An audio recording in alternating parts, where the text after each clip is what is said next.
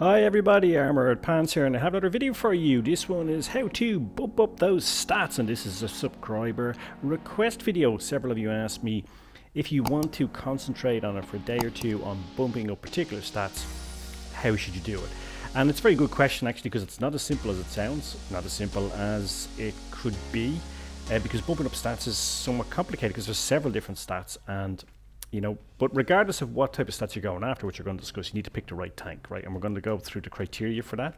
Then decide on what stats that you want to focus on. So, for example, focusing on average damage is very different than focusing, let's say, on survival rate, because different stats require different strats. An easy strap line to remember, right? I like using them. This is one I hope you're going to be remember. But let's have a look at why this is so important. And we're going to have a look at some gameplay here. And this is sort of related to what we looked at before, the last tank review, which is T25AT, because we're going to use that tank. So if you want info on that tank, please check out that review. All the stats are there, all the tech spec. Now, different stats you can look at bumping up are win rate. That's the most common people want to bump up, right? You can also look at average damage, and that's a lot of players look at that as an indicator of how good a player you are, because you control that more than your win rate. People then also look at average XP, especially more experienced players. They want to get their average XP up because that shows all the positive actions that you do in a game. Another one is survival rate, and we actually did a video on that. And if you're going after damage, sometimes you need to forego some of your survival rate, right? Hunting damage. And then lastly, some people want to get their kill ratio up, right? So they want to get it up to over 1.5 or over 2 per game. And again, that's a slightly different strategy, right? Because if you're going after kills, same as you're going after damage, you may not survive a battle. You may not get other XP like capturing bases or spotting up, etc.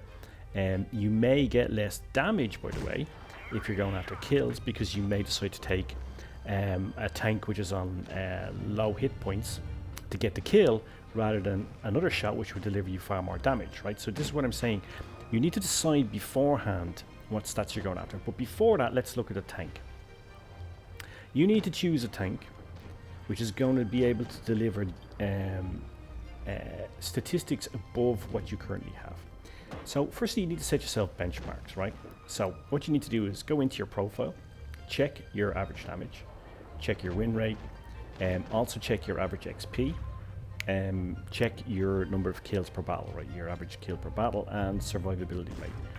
All those stats are available in your profile. They're also available in other places like Blitz stars, etc. Right? That's your baseline. So what do we mean by that? Well, let's say you want to increase your average damage, and currently your average damage is, let's say, 900 per game. So therefore, any game that you play that delivers over 900 damage is going to increase your average damage. Even if you do 901, it's higher than your average, it's going to increase your average damage. So therefore, you need to pick a tank which is going to enable you to deliver over 900 damage. So therefore, there's no point picking a lower tier tank like a tier 1 or tier 2, because 900 damage in a tank like that is really, really tough to do, right? Whereas, if you pick a tank like this, 900 damage is less than 3 shots, right? Less than 3 shots. So you just need 3 shots to pen, and then you're going to be doing more than 900 damage. So therefore you're going to be increasing your average win rate. And anything above 3 is going to start increasing your average damage exponentially, right? So it's simple mathematics. If you want to increase your XP, again, you get more XP the higher tiers you have. So you also want to pick a tank in a higher tier, so 6 above, right? But then of course, you also have to win games to get more XP, and you don't have to win games to get more damage, of course. But also, if it's win rate, you need to win the games to get your win rate up, right? So therefore, going tiers 9 and 10, especially if you've got lower stats, is probably not a good idea, right? Because, well, why? Well, because, guys, you're going to be playing against the very best players, right? And therefore it's going to be more difficult for you to get higher damage, because you're playing again with guys, with and against guys who really know how to play the game, right? I know some of you would say that recently that has not been the case at tier 9 and tier 10. I know loads of you have been talking in Discord and different chats saying that they're really frustrated. But we have to go with, you know, what is the usual, what's the norm, right? And therefore, you need to pick something. You need to get a balance, right? So don't go to the way top tiers, because that may help you with some things, but not with others, right? So pick it somewhere around tier 6, tier 7 is pretty good. Especially if your average damage is not that high, then, you know, tier 6 or tier 7 can deliver you easily 1,000 plus average damage in a game if you're concentrating on doing that. And therefore, that is that's really going to help you bump your stats up, right? Plus you've got more chance of getting some extra kills, etc. And those tiers are a bit more forgiving, so if you want to get XP, like moving around the map and capturing bases, etc., is a good way of doing that, right? And this tank, this T25AT, is perfect for that. And why? Well, it's in the right tier, tier 7, right? It's going to do a lot of damage, because each shot is going to be delivering you 330 to 388 damage per shot just with AP rounds, right? If you use a HE, it's even more than that. So nice average damage per shot. It's got a fast reload, so you can pump out damage.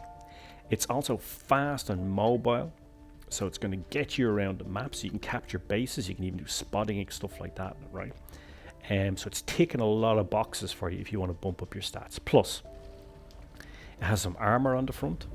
It has good pen numbers with the 105 gun system. It's ticking a lot of boxes, right? And you're going to see here in this game that, you know, I'm going to be able to do a lot of damage, getting a lot of XP as well. So I'm increasing my stats on the XP, increasing my stats on the average damage, increasing my stats on the kill ratio, and increasing my stats on survivability because I actually survived this one. So picking the right tank is also good. Plus, the other thing is, guys, if you want to go after badges, pick a tank like this, which is not played so much, right? Also helps you get those badges. I'm not just talking about mastery badges, but other badges as well, right? Because they're given to you on XP, so first class and all that. And of course, that also bumps up your whole profile. The more second classes, third classes, first classes, and masteries you get, also improves your profile as well, right? And your overall player stats, right?